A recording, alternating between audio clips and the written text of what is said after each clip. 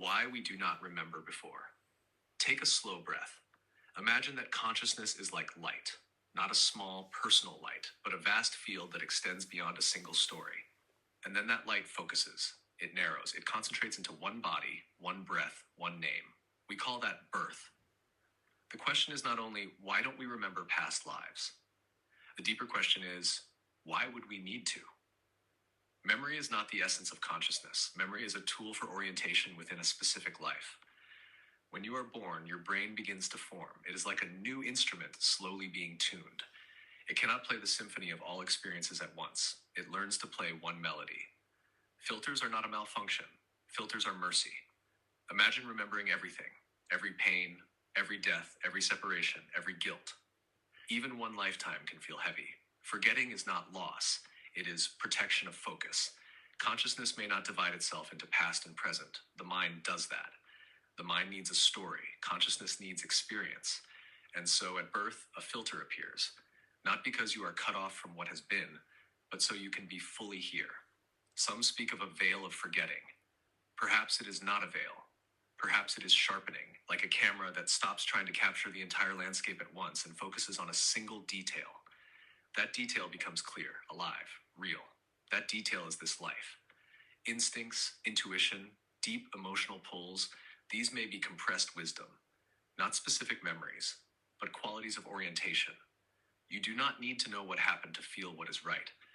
Navigation does not come from a database of images. It comes from sensitivity of being. And perhaps it is simpler than we think. If the purpose were to remember everything, we would. If we do not, perhaps the purpose is not to collect the past, but to mature the present. Imagine a school where you already knew every answer to every test.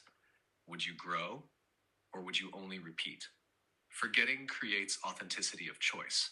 When you forgive now. Not because you remembered an old script. When you love now. Not because you accessed a previous chapter. That gives weight to every moment. And what about those who seem to remember? Perhaps the filter softens for a moment. Perhaps they touch a symbolic layer of consciousness. Perhaps the mind creates images to express something deeper. Even if there were a broader field of memory, full access to it could be destabilizing. A stable identity is precious. And here may be the most important thought. Perhaps we are not here to remember who we were. Perhaps we are here to realize who we are now. Consciousness does not need to carry stories to carry wisdom. Light does not need to remember every place it has shone in order to shine again. The golden bridge of consciousness does not lead backward into the past. It leads inward into presence. And maybe the greatest secret is this. It does not matter how many times you have been here. What matters is how consciously you are here now. If you remembered everything, you might be bound by it. Because you do not remember, you are free to create. And the freedom to create consciously, that may be the true reason we begin with a blank page. Breathe. This life is not a continuation of an old script. It is a new chapter of consciousness. And that is enough.